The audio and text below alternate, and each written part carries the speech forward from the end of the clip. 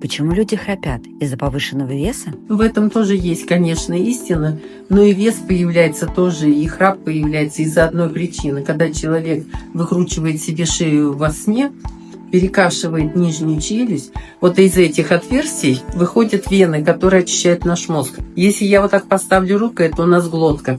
Поэтому, если вы выкручиваете себе шею ночью, у вас глотка зажимается, получается вот этот храп. Вы мешаете своему мозгу отдыхать своим храпом, и вы зажимаете себе глотку и нарушаете венозный отток из мозга. Повышается внутричерепное давление и возникает риск инсульта. Спать надо с прямой шеей, на больших подушках.